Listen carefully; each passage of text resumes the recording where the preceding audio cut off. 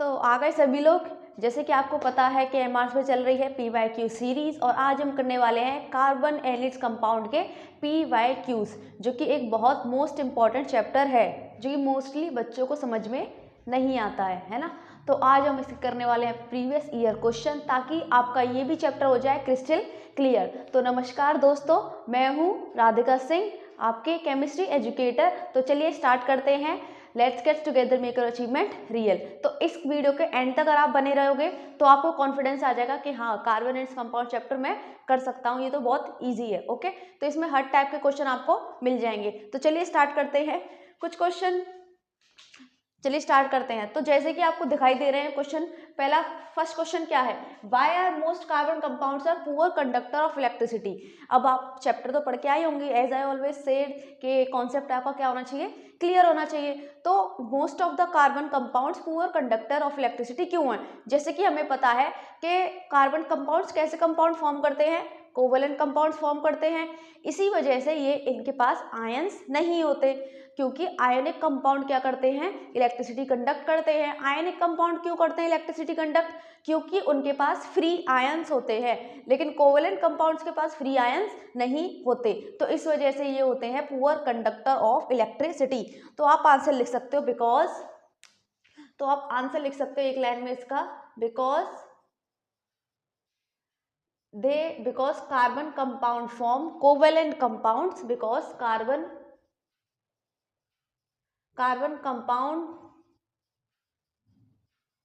compound are covalent compound and they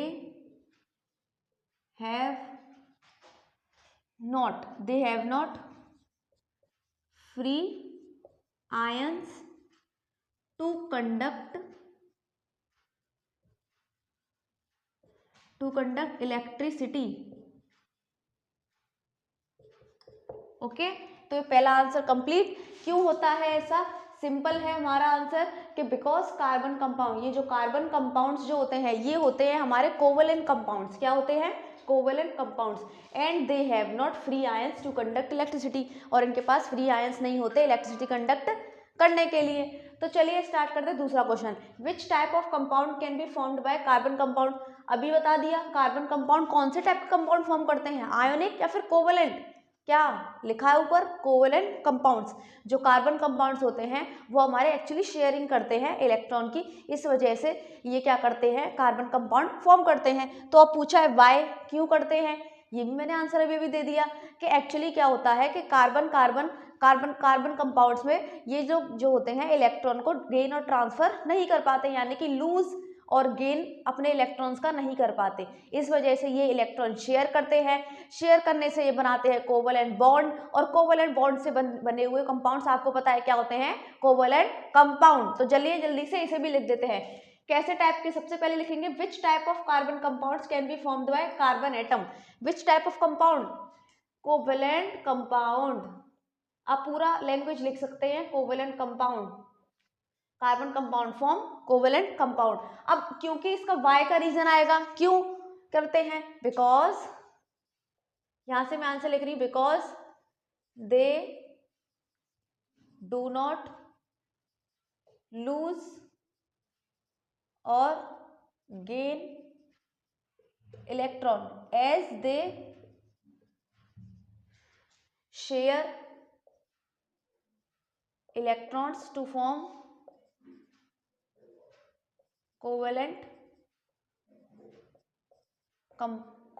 bond, thus they form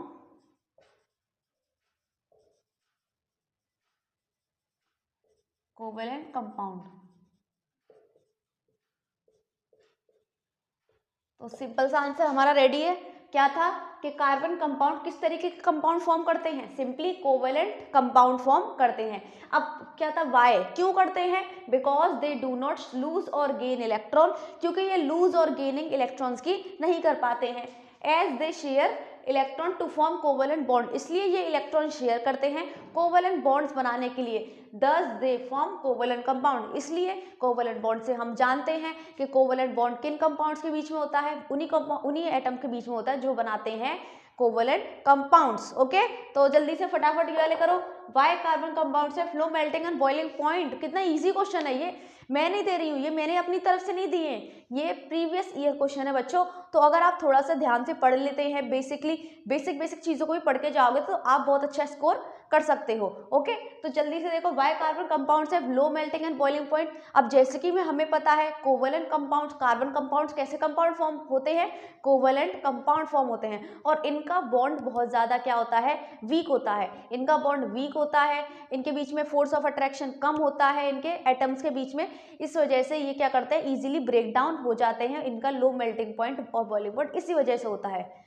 अगर बात करें ionic compounds की, आयनिक कंपाउंड्स के जो कंपाउंड होते हैं, एक पॉजिटिव होता है और एक नेगेटिव होता है, दोनों के बीच में अट्रैक्शन इतना ज़्यादा होता है कि इनका मेल्टिंग पॉइंट और बॉइलिंग पॉइंट बहुत हाई चला जाता है। ठीक है, तो इस वजह से इसका आंसर क्या हो जाएगा, इसका तो ऑपोजिट होगा। हमसे तो ये कोवेलेंट कंपाउंड पूछा है, तो कोवेलेंट कंपाउंड हमें बताना है, क्योंकि इनके बॉन्ड शेयरिंग से बनते हैं तो इतने ज़्यादा स्ट्रॉन्ग नहीं होते, या फिर इनके बीच में इतना ज़्यादा फोर्स ऑफ अट्रैक्शन नहीं होता। इस वजह से ये क्या करते हैं, इनका लो मेल्टिंग पॉइंट और बॉइलिंग पॉइंट होता है।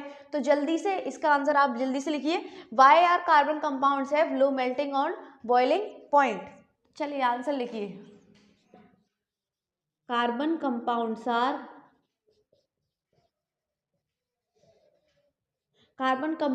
Covalent compound.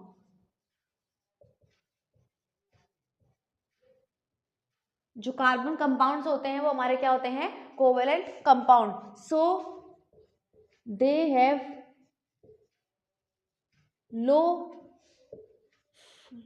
लो या फिर लेस लिख सकते हो आप, less force of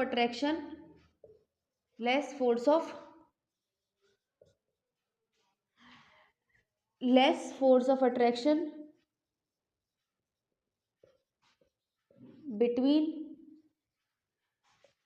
between its molecule और एटम। तो आंसर क्या हो गया बच्चों, देख लीजिए, क्योंकि carbon compounds are covalent compound, carbon compounds क्या होते हैं, हमारे कोवेलेंट कंपाउंड्स होते हैं। So they have low force of attraction between its molecule और एटम, यानी कि इस वजह से इनके एटम या फिर मॉलिक्यूल के बीच में फोर्स ऑफ अट्रैक्शन क्या होता है, कम होता है, क्योंकि कोवेलेंट बॉन्ड हमारा कैसा होता है, थोड़ा वीक होता है। तो चलिए ये भी हमने फिनिश कर लिया। अब चलते हैं नेक्स्ट क्वेश्चन पे, ये तो बहुत ज़्यादा सिंपल है, आपको पढ़ ही लिया होगा।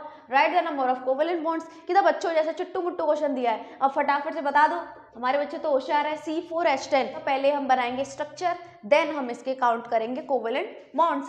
तो अगर आपको नहीं पता है कैसे, तो फिर सबसे पहले देखिए C4H10, एल्केन एल्कीन एल्काइन, बताओ, एल्केन है ये बना है CnH2n प्लस 2 से मिलके बना है। देखो यहाँ पे 4 पुट करो, 4 2 जा 8, 8 प्लस 2 10, तो ये एल्केन सीरीज का है। ठीक है, तो जल्दी से एल्केन यानी कि सिंगल बॉन्ड्स, तो 4 कार्बन ऐड कर दो, और hydrogen hydrogen hydrogen hydrogen hydrogen, यहाँ पे भी हाइड्रोजन हाइड्रोजन हाइड्रोजन और हाइड्रोजन, सिंपली यहाँ पे भी लगेगा एक हाइड्रोजन। अब काउंट कर लो कितने कोवेलेंट बॉन्ड्स हैं हमारे, बताओ जल्दी से। देखो 1 2 3 4 5 6 7 8 9 10 11 12 13, यानी कि ये 13 बॉन्ड्स हो गए टोटल। कितने हो गए, 13 बॉन्ड्स। तो आंसर क्या है, 13 कोवेलेंट बॉन्ड्स है C4H10 में। यही हमारा C3H8 में हो जाएगा फटाफट। C3H8 भी एल्केन सीरीज का दिख रहा है, 3 पुट करो, 3 2 जा 6, 6 प्लस 2 8, तो ये भी एल्केन सीरीज का है। तो फटाफट बना देते हैं इसे भी, यहाँ बना दे इसे। ओके, तो कार्बन 3, ठीक है, 3 है हमारे पास, तो hydrogen hydrogen hydrogen hydrogen hydrogen hydrogen hydrogen और हाइड्रोजन। तो फटाफट इसके बॉन्ड्स गिन लेते हैं हम, 1 2 3 4 5 6 7 8 9 10, 10 आंसर है इसके कितने बॉन्ड्स हैं, 10। Simple question. ओके, अब तीसरे क्वेश्चन पे चलते हैं। Right the name of functional group, functional group बहुत ज़्यादा इंपॉर्टेंट है। अब हमें तो फटाफट नाम देने हैं। OH ग्रुप कौन सा होता है? OH माने एल्कोहल ग्रुप, तो ये कौन सा फंक्शन ग्रुप है? एल्कोहल, तो आपको लिख देना है इसके सामने एल्कोहल। वाह कितना इजी क्वेश्चन है। दूसरा पार्ट ये किसका है? ये बच्चों कार्बन कार्बन नहीं है, ये ब्रैकेट लगे हुए हैं, चलो मैं हटा देती हूँ, है ना। अब बताओ, अब ना तो इधर H लग रहा है इसका, ना इधर कार्बन लग रहा, और ये सिर्फ और सिर्फ है ऐसे इस तरीके का है, तो हमें पता है ये किसका होता है? कीटोन का। किसका होता है? कीटोन, तो ये हो जाएगा हमारा कीटोन। ओके, तो अब लास्ट और फाइनल क्वेश्चन पे चलते हैं, ठीक है।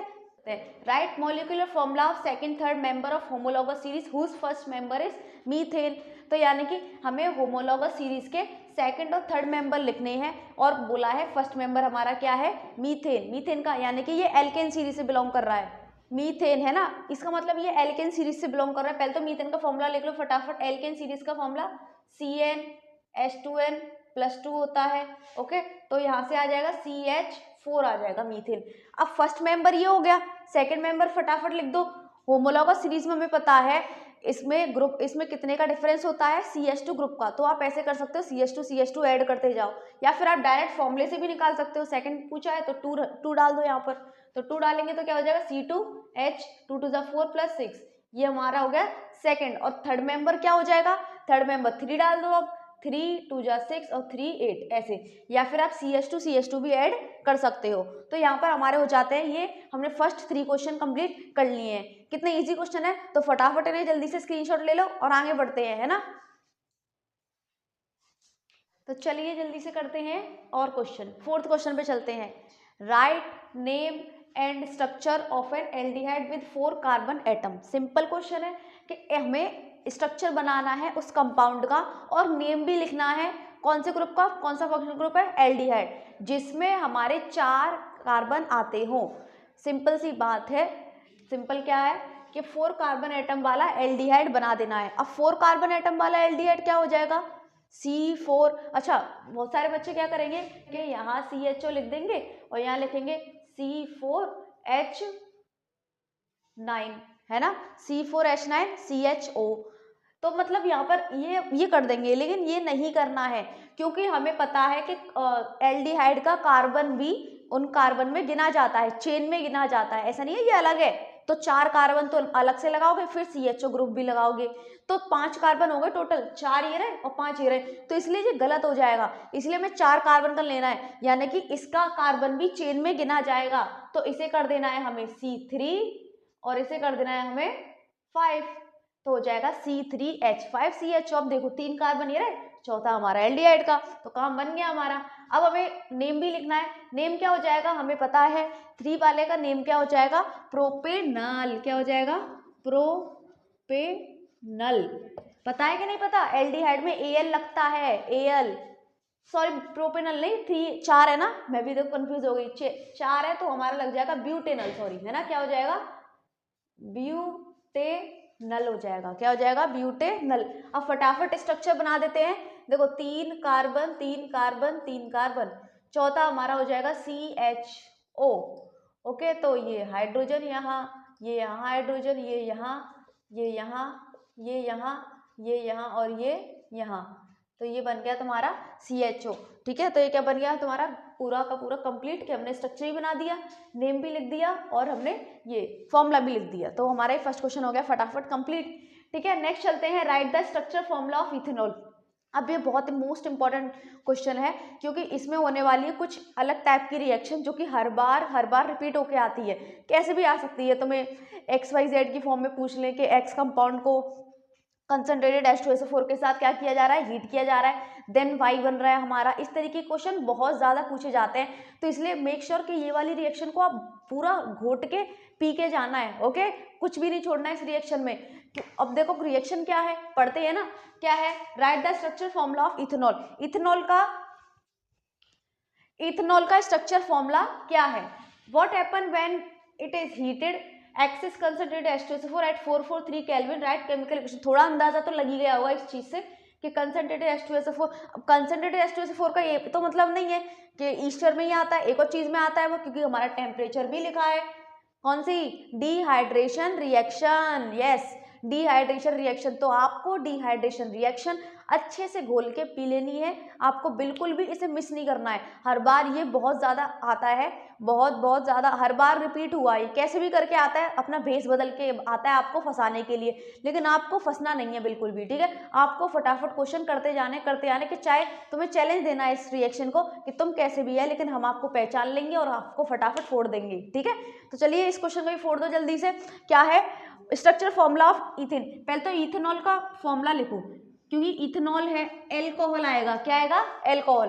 तो एल्कोहल में आता है हमारा इथेनॉल, यानी कि इथ माने 2, तो C2H5OH, ये बन गया हमारा इथेनॉल।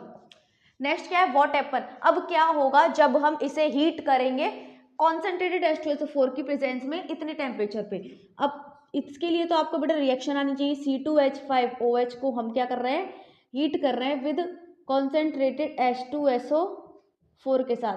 हीट कर रहे हैं कौन से टेम्परेचर पे? 443 केल्विन पे। अब मैंने बताया था डिहाइड्रेशन रिएक्शन, यानी कि वाटर हो जाएगा लूज, वाटर हो जाएगा, उड़ जाएगा वाटर।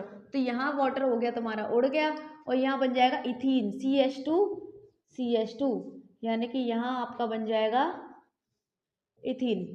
ओके, CH2 यानी कि C2H4, तो ये इथीन का फॉर्मूला होता है। तो जब भी हम भी इथेनॉल को हीट करेंगे किसकी प्रेजेंस में? कंसंट्रेटेड H2SO4 के प्रेजेंस में। जब भी हम हीट करेंगे तो हमारा क्या बनेगा? हमारा बनेगा इथीन, क्योंकि इसमें से वाटर रिमूव हो जाएगा H2O। तो इसको अच्छे से कर लेना कि कितने टेम्परेचर पे है, कितने, अच्छा सेल्सियस में कितना हो जाएगा बताओ? 170 डिग्री सेल्सियस। तो वो ऐसे भी पूछ सकता है 170 डिग्री सेल्सियस। तो दोनों टेम्परेचर याद कर लेने हैं, प्लस प्रोडक्ट याद कर लेना है, रिएक्टेंट याद कर लेना है, और डिहाइड्रेटिंग एजेंट। ये क्या है हमारा कंसंट्रेटेड H2SO4? Dehydrating agent. हर एक इंफॉर्मेशन निकाल लेना, पूरी कुंडली निकाल लेना इसकी। कंसंट्रेटेड H2SO4 क्या होता है? डिहाइड्रेटिंग एजेंट, जो कि वाटर निकालने का काम करता है। जैसे रिड्यूसिंग एजेंट और ऑक्सीडाइजिंग एजेंट है, ये हमारा डिहाइड्रेटिंग एजेंट, जो कि वाटर को रिमूव करने का काम करेगा, ठीक है। तो चलिए इसे फटाफट इस पे स्टार कर लीजिए कि ये तो मुझे भाई करके ही करके जानी है, चाहे कुछ भी छोड़ के जाऊं, ये करके जाऊंगा। 2 कार्बन एटम, 2 कार्बन एटम है X और Y, 2 कार्बन कंपाउंड है X और Y, जिसका मॉलिक्यूलर फॉर्मूला है C4H8, यानी कि ये हो गया हमारा X और ये क्या हो गया हमारा Y हो गया। अब इन दोनों में से बताना है एडिशन रिएक्शन कौन शो करेगा। अब जैसे कि एडिशन रिएक्शन क्या होता है? जिसमें अनसैचुरेटेड कंपाउंड सैचुरेटेड बन जाता है, यानी कि डबल बॉन्ड और ट्रिपल बॉन्ड वाले क्या बन जाते हैं? सिंगल बॉन्ड वाले, यानी कि उसमें हम ऐड करते हैं हाइड्रोजन, और हाइड्रोजन ऐड करने से वो बन जाते हैं हमारे सैचुरेटेड, यानी कि सिंगल बॉन्डेड एटम मॉलिक्यूल। तो चलिए स्टार्ट करते हैं। तो इसमें से बस हमें ये चेक करना है कि एल्केन कौन सा? एल्कीन। अगर एल्कीन और एल्काइन हुए, यानी कि अनसैचुरेटेड हुए, तो ये रिएक्शन शो करेंगे। अगर एल्केन हुआ तो नहीं करेंगे। तो फटाफट C4H8 और C5H12 में से बता दो कि एल्कीन और एल्काइन आ रहे हैं या फिर नहीं आ रहे हैं, किसी एल्कीन या फिर एल्कीन में आ रहे हैं या फिर नहीं। तो देखो C4H8 डायरेक्टली पता चल रहा है, C4H8 यानी कि ये आ रहा है CnH2n फॉर्मूले से, तो ये कौन सी कैटेगरी का है? एल्कीन। तो यानी कि सिर्फ ये शो करेगा एडिशन रिएक्शन। इसे भी चेक कर लेते हैं। C5H12 यानी कि 5 2 10, ये एल्कीन का फॉर्मूला, C5 CnH2n प्लस 2 तो C5 5 2 10 प्लस 2, तो ये तो वैसे ही कैंसिल हो गया क्योंकि ये एल्केन कैटेगरी का है, और यानी कि सैचुरेटेड है, सैचुरेटेड तो शो करेंगे ही नहीं, ठीक है। तो इसे भी आप कर लिया। आप जल्दी से चलते हैं बी ऑप्शन पे। अब देखो ये क्या है, इसमें तो रिएक्शन हमें बनानी है प्रॉपरली। अब देखो NaOH है, देखो जितनी भी रिएक्शन यहाँ हो रही है उसे अच्छे से कर लेना, क्योंकि ईस्टर सफोनिफिकेशन और डिहाइड्रेशन रिएक्शन, और क्या हुआ तुम्हारा सोडियम के साथ रिएक्शन, मेनली के सोडियम के साथ जितनी भी रिएक्शन है इथेनोइक एसिड की या फिर इथेनॉल की, उन सबकी सोडियम के साथ रिएक्शन जरूर याद कर लेना, ओके। तो चलिए पहले इसका स्टार्ट करते हैं। अब देखो NaOH अभी रटा होना चाहिए तुम्हें, ये जो C2H5 जो होगा वो ऐड हो जाएगा OH के साथ, तो क्या बना लेगा? ये बना लेगा C2H5OH, यानी कि ये बना लेगा हमारा इथेनॉल। क्या बना लेगा? इथेनॉल, ठीक है। दूसरा यहाँ पे ये तो इसे छोड़ के चला गया, अब Na बचा और ये बचा CH3CO, तो ये बना लेंगे CH3COO Na। ये तो इसका नाम क्या हो जाएगा? कोई बताएगा? जल्दी बताओ इसका नाम, कमेंट सेक्शन में बताओगे? मैं बता देती हूँ, चलो क्या होगा? सोडियम इथेनोएट हो जाएगा। क्या हो जाएगा? सोडियम इथेनोएट, ओके, तो इसका नाम हो जाएगा सोडियम इथेनॉइड। चलो नेक्स्ट पे चलते हैं, या फिर मैं लिख देती हूँ जल्दी से सोडियम इथेनॉइड, ऊपर लिख देते हैं क्योंकि जगह नहीं बचेगी फिर। यहाँ लिख देंगे सोडियम इथेनॉइड। दूसरा चलते हैं C5। अब देखो ये तो डायरेक्ट ईस्टरिफिकेशन हो रही है, इथेनॉल इथेनोइक एसिड ईस्टर बन जाएगा। ये वाला देखो, यहाँ से ये वाला, यहाँ से ये H जाएगा, यहाँ से ये H जाएगा और यहाँ से ये OH जाएगा, तो यहाँ पर तो ये वाटर बन जाएगा। अब क्या क्या चीज़ बची है, अब ये चीज़ बची है CH3COO बचा है हमारा, और क्या बचा है C2H5, तो ये बन जाएगा ईस्टर। नाम क्या हो जाएगा इसका, ethyl ethanoid, ethyl ethanoid. Okay, अब लास्ट वाली पे चलते हैं, ये भी बहुत इजी है, सिंपल। क्या करना है कि H को यहाँ से हटा देना है और OH यहाँ से हट जाएगा, ठीक है, OH यहाँ से हट जाएगा, तो सिंपल हमारा क्या बन जाएगा, ये बन जाएगा हमारा CH3COO Na+H2O। ये द्वारा से हमारा यही बन के आ गया, तो यानी कि ये द्वारा क्या हो जाएगा, सोडियम इथेनॉइड। सिंपल हो गया, हो गया, आ गया ना। इसके लिए आपको रिएक्शन लर्न होनी चाहिए। ओके, चलिए अब इलेक्ट्रॉन डॉट स्ट्रक्चर आ रहा है। इलेक्ट्रॉन डॉट स्ट्रक्चर जो कि बहुत ज़्यादा इंपॉर्टेंट है, बच्चे से क्या कर देते हैं, छोड़ के आ जाते हैं इलेक्ट्रॉन डॉट स्ट्रक्चर के, अरे ये तो चुल्लू मुल्लू से क्वेश्चन है, लेकिन ये आते हैं हर बार, ठीक है। तो चलिए पहले बनाना है इथेनॉइड, इथेन का। सबसे पहले तो आपको फॉर्मूला ही पता होना चाहिए। इथेन का फॉर्मूला क्या होता है, जल्दी से बना लो। इथेन का, इथेन यानी कि एल्केन सीरीज से बिलोंग कर रहा है, तो इसका फॉर्मूला हो जाएगा C2H6। ओके, इथीन का क्या हो जाएगा, C2H2, क्योंकि ये एल्कीन से बिलोंग कर रहा है, ये क्या हो जाएगा C2H4, सॉरी, है ना, ये हो जाएगा C2H2। सिंपल। अब इनके जल्दी से बना दो इलेक्ट्रॉन डॉट स्ट्रक्चर। देखो सिंपल करना क्या है, पहले ईथेन का बनाएंगे। ईथेन का बना लेते हैं हम कि ईथेन में कितने कार्बन है, दो कार्बन है। अब सिंपल आपको करना क्या है कि सिर्फ आपको बॉन्ड की जगह आपको लगा देना है ये 2 इलेक्ट्रॉन, तो आपका बन जाएगा इलेक्ट्रॉन डॉट स्ट्रक्चर। बॉन्ड की जगह यहाँ पर हाइड्रोजन जुड़ेगा, यहाँ पर हाइड्रोजन जुड़ेगा, यहाँ पर हाइड्रोजन, यहाँ हाइड्रोजन, यहाँ हाइड्रोजन और यहाँ हाइड्रोजन। बन गया आपका इथेन का इलेक्ट्रॉन डॉट स्ट्रक्चर। करना कुछ नहीं है, सिर्फ बॉन्ड को हटा के आपको इलेक्ट्रॉन्स लगा देने हैं सिंपल पेयर में। ओके, अब ऐसे ही यहाँ पर हमारा इथीन का होगा। देखो 2 कार्बन यहाँ पे ऐसे लगा दो। ओके, क्योंकि हमारे पास डबल बॉन्ड लगता है, इथीन में क्या है, डबल बॉन्ड, तो 2 डबल बॉन्ड यानी कि इससे शो करेंगे, ठीक है। यहाँ पे हाइड्रोजन आ जाएगा, यहाँ पे हाइड्रोजन आ जाएगा और नीचे आएगा एक यहाँ पे हाइड्रोजन और यहाँ पे। सिंपल बन गया इलेक्ट्रॉन डॉट स्ट्रक्चर हमारा। किसका बन गया, ये इथीन का। अब इथाइन का बना देते हैं। इथाइन का यहाँ बनाएंगे, देखो C, अब क्योंकि ट्रिपल बॉन्ड आएगा, 1 ट्रिपल बॉन्ड आएगा। ओके, तो ट्रिपल बॉन्ड कैसे आएगा, इस तरीके से, ट्रिपल बॉन्ड ये आ गया और यहाँ हाइड्रोजन ऐड हो गया और यहाँ ऐड हो गया हाइड्रोजन। बस सिंपल हो गया हमारा, यहाँ पर ये बन गया हमारा इथाइन का। तो इलेक्ट्रॉन डॉट स्ट्रक्चर भी आपको बहुत इंपॉर्टेंट है, बहुत ज़्यादा करके आने हैं। तो आपको पता चल गया आंसर कैसे लिखने हैं। देखो इस राइटिंग में मत जाओ बच्चों, बिकॉज क्या हो रहा है यहाँ पर, जगह कम है, स्पेस कम है, इस वजह से राइटिंग में मत जाओ, है ना, वरना वैसे क्या हो जाएगा, वैसे आपको समझ में आ रहा होगा कि कैसे कैसे आंसर आपको लिखने हैं, ठीक है। लेकिन आप ध्यान दो, फोकस करो क्वेश्चंस पे कि क्वेश्चन कैसे कैसे आ रहे हैं, कैसे कैसे पूछे जा रहे हैं और आंसर कैसे लिखना है, कितना आंसर कैसे लिखना है। तो जितना मैंने लिखा है बस आप उतना ही आंसर लिख के आ जाओगे तो आपको मार्क्स मिल जाएंगे। तो चलिए जल्दी से स्क्रीनशॉट लीजिए और आगे करते हैं। तो चलिए और क्वेश्चन करते हैं। क्वेश्चन नंबर 7, सिंपल सा क्वेश्चन दिख रहा होगा आपको, सिंपल तो नहीं है, चलिए पता करेंगे कि कैसा है ना। C2H2 C2H3 C3H7 C2H5 और ये which one is member of aldehyde group, कौन सा मेंबर, कौन सा ग्रुप, मतलब कौन सा कंपाउंड एल्डिहाइड ग्रुप से बिलोंग कर रहा है। अब जिसमें एल्डिहाइड ग्रुप होगा वही तो बिलोंग करेगा। इसमें है क्या, इसमें है एल्डिहाइड ग्रुप, क्या इसमें है एल्डिहाइड ग्रुप, क्या इसमें है, क्या इसमें, क्या इसमें है, देखो CHO, तो आपको मिल गया CH3। दिख रहा है आपको, मेरे पीछे दिख रहा है, ऐसे कौन करता है बताओ, डोरा दी एक्सप्लोरा। क्या इसमें CHO है, क्या इसमें CHO है, देखिए इसमें CHO है, क्या आपको दिखाई दे रहा है। चलिए पढ़ाई में वापस आओ। CH3 CHO, यस हमें इसमें दिख रहा है ना। अब राइट द जनरल फॉर्मूला, इसका फॉर्मूला लिखना है। अब बोलोगे क्वेश्चन तो लिख ही रहा है, फॉर्मूला कैसे लिखेंगे? जनरल फॉर्मूला मतलब इस किससे, कौन से फॉर्मूले से इसका जन्म हुआ है ना? कौन से फॉर्मूले से? हमें दिखाई क्या दे रहा है ये? हमें तो भाई CnH2n-2 दिखाई दे रहा है। इसमें फिट होगा ये? 2 2 जा 4, 2 यहाँ पे 2 लिख दिया, 2 2 जा 4, 4 - 1 2। हाँ, ये इससे जन्मा है। दूसरा, which one have triple bond between carbon carbon, किसके पास ट्रिपल बॉन्ड होगा कार्बन कार्बन के बीच में? अब इन सब के बीच में तो नहीं होगा, ये तो सिंगल बॉन्डेड वाले हैं।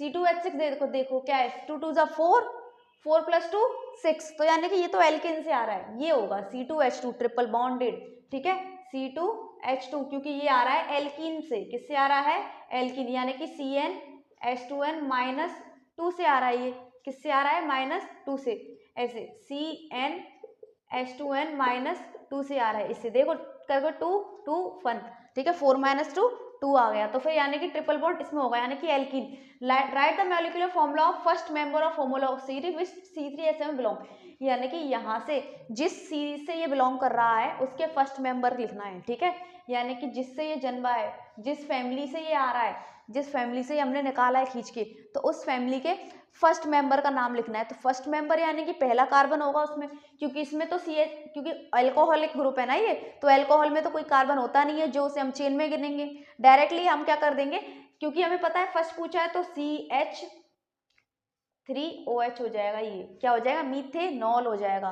कैसे आया ये? इस फॉर्मूले से आया, CnH2n+1OH, ये होता है अल्कोहल का फॉर्मूला। क्योंकि हमसे फर्स्ट मेंबर पूछा था, क्या पूछा था? फर्स्ट मेंबर, तो 1 डाल दिया यहाँ पर, 1 2 + 1 3, तो आ गया हमारा CH3COH, ये आ गया हमारा मॉलिक्यूलर फॉर्मूला। अब नेक्स्ट क्वेश्चन चलते हैं। When ethanol react with ethanoic acid, अब ये तो पैसे ही पहचान जाना चाहिए कि जब इथेनॉल इथेनोइक एसिड यानी कि अल्कोहल कार्बोक्सिलिक एसिड के साथ रिएक्ट करता है तो वो क्या बनाता है? क्या बनाता है? फ्रूटी स्मेल, क्या? ईस्टर, क्या बनाता है? ईस्टर। बोला भी है कि ethanol react with ethanoic acid in the presence of concentrated H2SO4 a Frooti smell is produce. Frooti smell कौन देता है? ईस्टर। तो बिल्कुल श्योर हो गए हम कि हाँ ये ईस्टरिफिकेशन रिएक्शन है। ओके, तो name the class of compound to which fruity smell belong, अब उस कंपाउंड की क्लास बतानी है कि कौन से कंपाउंड से बिलोंग करता है। तो जैसे कि ये हमारे अल्कोहल फैमिली से बिलोंग करता है, ये हमारा कार्बोक्सिलिक फैमिली से, ये हमारा एल्डिहाइड फैमिली से, ऐसे हमारा ईस्टर फैमिली से बिलोंग करता है। तो हम नाम ही लिख, तो फिर इसका आंसर क्या हो जाएगा? ईस्टर। इसका लिख देंगे हम कि ये ईस्टर फैमिली से बिलोंग कर रहा है। दूसरा, right the chemical equation, simple है, केमिकल इक्वेशन लिख देंगे। इथेनॉल इथेनोइक एसिड लिखेंगे, C2H5OH प्लस इथेनोइक एसिड का फॉर्मूला CH3COOH, और किसकी प्रेजेंस में? कॉन्सेंट्रेटेड H2SO4 की प्रेजेंस में, कंसेंट्रेटेड H2SO4 की प्रेजेंस में।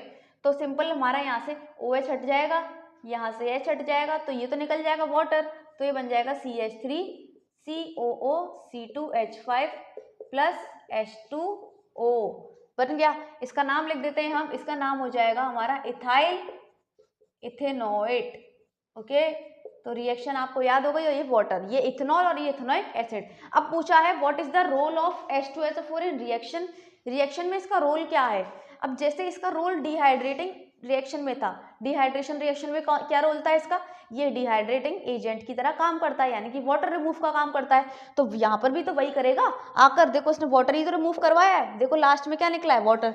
इसने H यहाँ से OH निकाला, यहाँ से H, और क्या निकलवा दिया? H2। तो इसका रोल ये है कि ये यहाँ पर वाटर को डिहाइड्रेट करने के लिए है, यानी कि डायरेक्ट लिख दो कि it is a dehydrating agent to remove water. बस इट इज कि लिखना है, it is a dehydrating agent.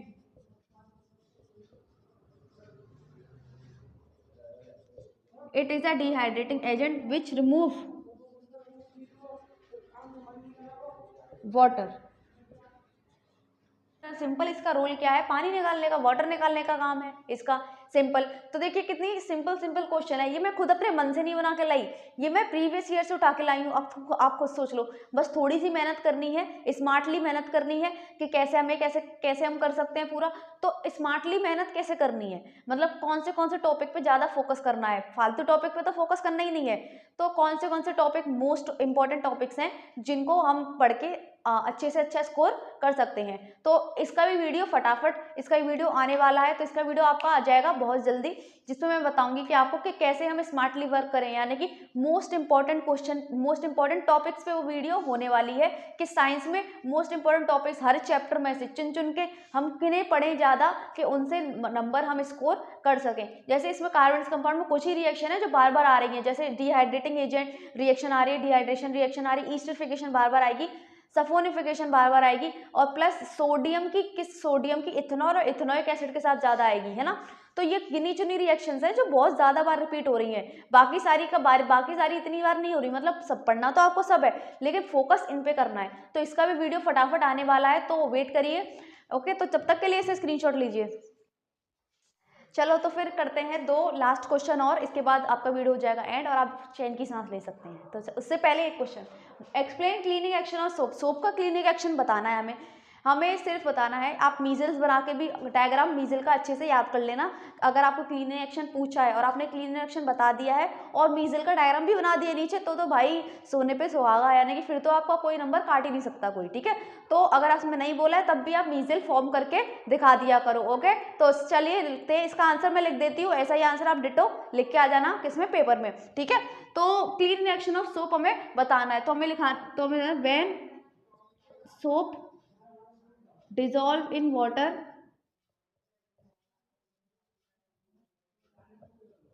it form measles,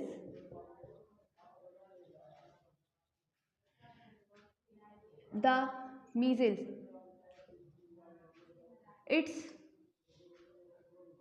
it form measles, its ionic part is in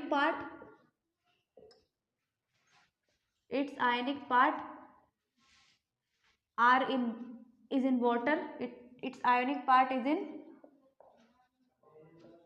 water and hydrocarbon part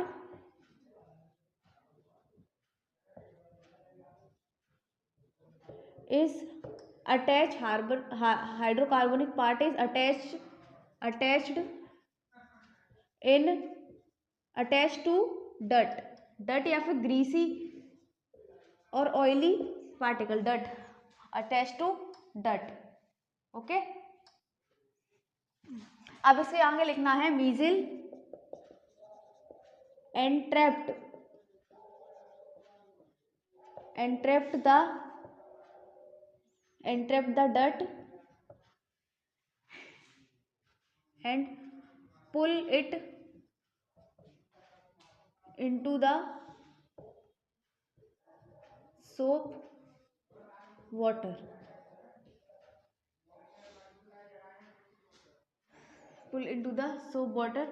which make cloth clean। Okay, तो simple सा answer ये आपको लिख देना है कि when soap dissolve in water, जब soap पानी में डिजोल्व किया जाता है या फिर डाला जाता है, put in water, it form micelle form करते हैं ये। इट्स आयनिक पार्ट, जो मीजल का आयनिक पार्ट, क्योंकि हमें पता है कि ये सोप के मॉलिक्यूल किस तरीके से बने होते हैं, इस तरीके से। ये होता है हमारा आयोनिक पार्ट, ये होता है हमारा हाइड्रोकार्बनिक पार्ट, ठीक है। तो फिर क्या है हमारा हाइड्रोकार्बनिक पार्ट और ये हमारा आयोनिक पार्ट। तो जो हमारा आयोनिक पार्ट होता है वो किस में होता है, वाटर में होता है, और जो हमारा हाइड्रोकार्बनिक चेन होती है वो हमारी किस में होती है, अटैच टू डट या फिर तुम बोल सकते हो कि ऑयल या फिर ग्रीस का कोई भी धब्बा स्पॉट हो, है ना। अब मीजल क्या करता है,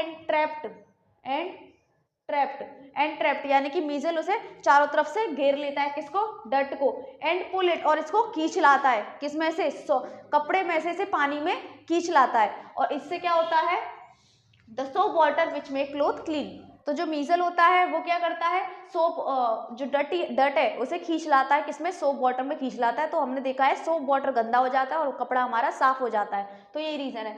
तो आप इस तरीके का डायग्राम और आप मीजल फॉर्मेशन भी आप दिखा सकते हो कि ये हमारा डट था और इसमें हमारा ये कर रहे हैं मीजल। इस तरीके का आप क्या बना सकते हो, डायग्राम बना सकते हो, तो आपके नंबर कोई नहीं काट पाएगा, ठीक है। तो ये जो डायग्राम है वो बीच का है, अच्छे से करके जाना है इसे अच्छे से, ठीक है। अब दूसरा है मोस्ट इंपॉर्टेंट क्वेश्चन, ईस्टरिफिकेशन और सफोनिफिकेशन में डिफरेंस बताना है। ईस्टरिफिकेशन और सफोनिफिकेशन में डिफरेंस, ये बहुत इंपॉर्टेंट, कितनी बार देखो आ गया ये क्वेश्चन बार बार, कभी डिफरेंस की फॉर्म में, कभी डायरेक्ट क्वेश्चन की फॉर्म में, कभी डायरेक्ट रिएक्शन पूछ ली गई है, तो ये तो बहुत ज्यादा इंपॉर्टेंट है, ठीक है। ईस्टरिफिकेशन, ठीक है। ईस्टरिफिकेशन क्या होता है हमें पता है, the combination of ethanol with ethanoic acid in presence of, किसकी प्रेजेंस में, कॉन्सेंट्रेटेड H2SO4 की प्रेजेंस में। और इसमें क्या हो जाएगा, इसमें उल्टा हो जाता है, द एल्कलाइन हाइड्रोलाइसिस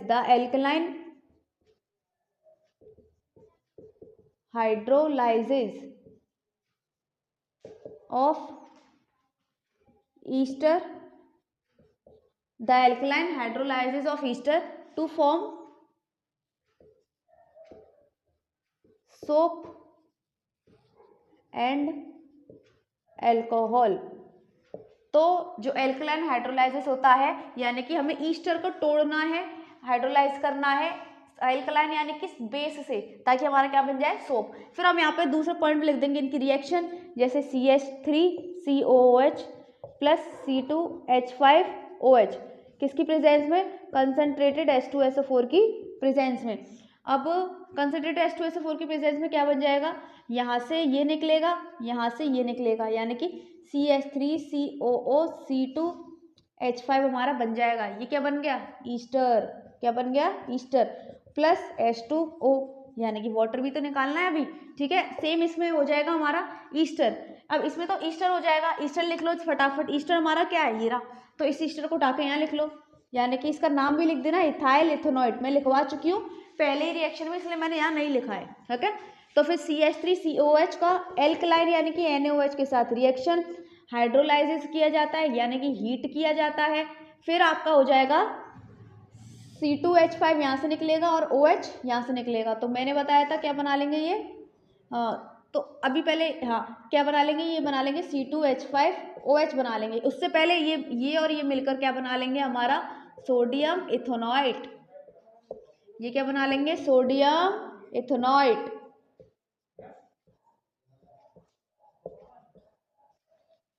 ये बना लेंगे इथेनॉल, ओके। तो ये 2 पॉइंट्स हो गए इसके। और क्या हो सकता है, और क्या हो सकता है कि ester is formed as a product. ये क्या बनाते हैं, ईस्टर प्रोडक्ट के फॉर्म में क्या मिलता है, ester is formed as product. इसमें क्या हो जाएगा, सोप, इसमें साबुन बनता है, ठीक है। इसमें ईस्टर बन रहा था, इसमें क्या बन रहा है, साबुन, तभी तो इसे बोल रहे हैं saponification. Soap is formed as product. तो आप ऐसे लिख सकते हैं, 3 पॉइंट्स आप ऐसे लिख सकते हैं, प्रोडक्ट, ये CT, ऐसे ही आप क्या कर सकते हो। और अगर आपको आता है तो आप और भी लिख सकते हो, वरना 3 पॉइंट आपके लिए काफी है, क्योंकि 3 मार्क्स में आ सकता है ये क्वेश्चन। तो 3 पॉइंट्स हमने आप लिख दिए और ये हो जाएगा हमारा कंप्लीट। तो हमने आज कर लिए कार्बन कंपाउंड के PYQs, बहुत ज्यादा अच्छे अच्छे क्वेश्चन किए। अगर आपको पता करना है, अगर आपको जानना है कि स्मार्टली वर्क कैसे करें या फिर टाइम को मैनेज कैसे करें, तो इसका वीडियो हमने ऑलरेडी डाल चुका है ना। और मैथ्स का भी बहुत सारे वीडियो है कि मैथ्स में अगर आपको मैथ्स का बिल्कुल लो लेवल है तो कैसे आप हाई लेवल तक जा सकते हो, तो उसका भी वीडियो आपका डल चुका है मोना मैम का, तो आप उसका लिंक मैं डिस्क्रिप्शन में डाल दूंगी। और आप टेलीग्राम भी ज्वाइन कर लेना, ताकि आपको और PYQs मिल सके। यहाँ पर हमने कुछ सॉल्व किए, कुछ आपको भर भर के और भी प्रैक्टिस करनी है, तो आपको हमारे वो टेलीग्राम चैनल पे मिल जाएंगे। और स्मार्टली वर्क कैसे करना है, कौन से टॉपिक्स पे ज्यादा फोकस करना है, तो वो उसका भी वीडियो फटाफट मैं लाने वाली हूँ कि कौन से मोस्ट इंपॉर्टेंट टॉपिक्स हैं जो कि बहुत ज्यादा इंपॉर्टेंट है एग्जाम के पॉइंट ऑफ व्यू से। तो इसीलिए उस वीडियो का वेट करिए, उस वीडियो को जरूर देखिए। ये आपने कर लिया, इसको दोबारा से रिपीट करके देखिए, बार बार लिख लिख के देखिए कि मेरे को आ रहा है या फिर नहीं आ रहा। तो मिलते हैं एक और ऐसी धमाकेदार वीडियो के साथ अगले टाइम, ओके। तब तक के लिए टाटा बाय बाय।